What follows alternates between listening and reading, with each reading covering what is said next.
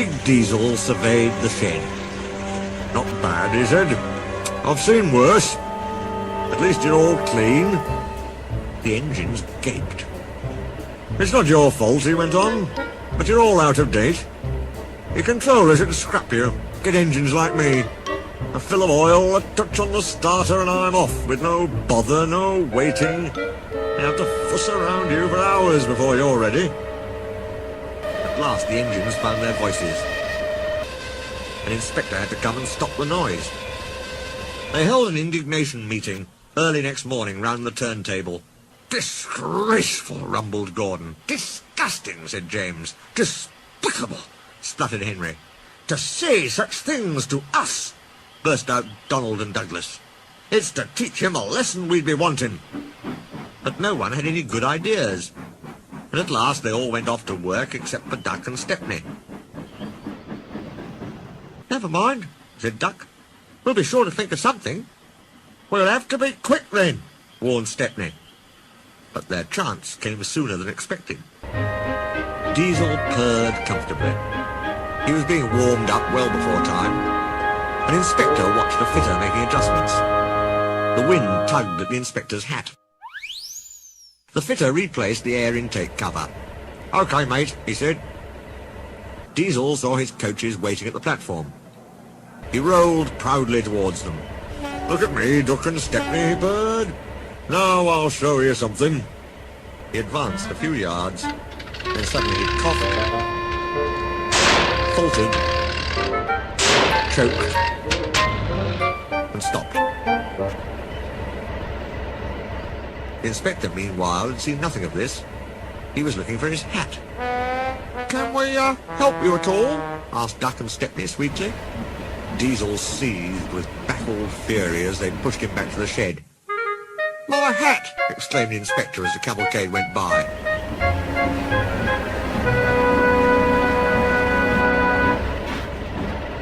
"Bother your hat," said the Fat Controller crossly. "The train's due out in 10 minutes, and you'll have to take it, Duck." Duck looked doubtful. But when Stepney asked, "Can I help him, sir?" he felt better. The Fat Controller was pleased, too, and hurried away almost cheerfully to make the arrangements. The engines and their crews made careful plans. "A good start, Zebrafin, on a job like this," warned Stepney. So as they backed down, they dropped sand on the rails, rolling it firm with their wheels.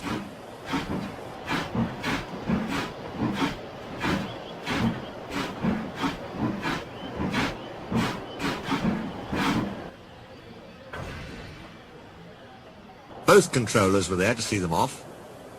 "Gordon will take over from halfway," said the Fat Controller. "So get the train there. Never mind about being late. Good luck." "Don't worry, sirs," smiled Stepney. "We'll get there, and be early, too." They stood waiting, sizzling with excitement, ready and eager to be off. At last the guard's flag waved. The engines dug their wheels into the sand and gave a mighty heave.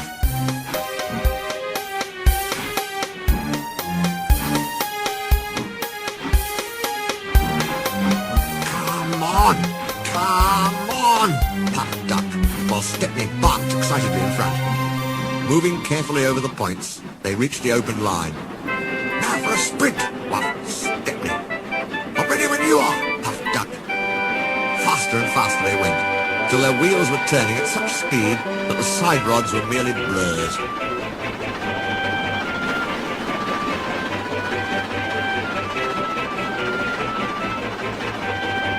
Under clear signals, they whizzed through Edward Station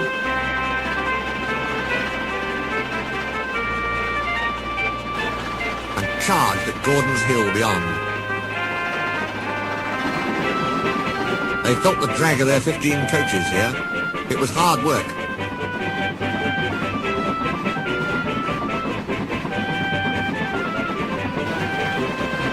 But once over the top, the last 10 miles were plain running.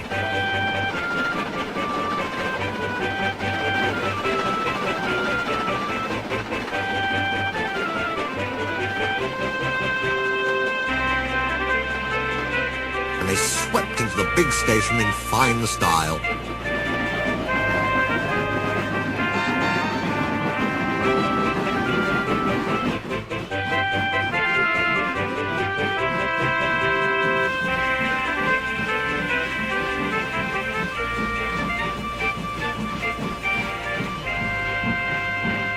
Hello, said Gordon.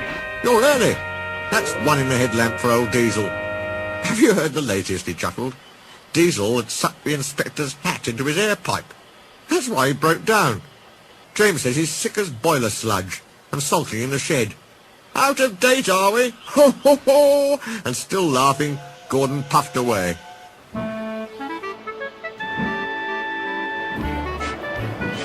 Everyone was sad next day when Stepney had to go. All the engines who could came to see him off.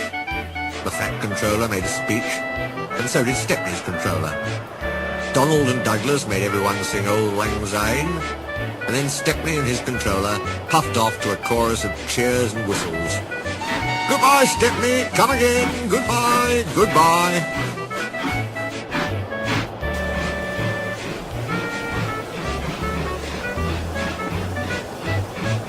But what about Diesel? He'd slipped away the night before.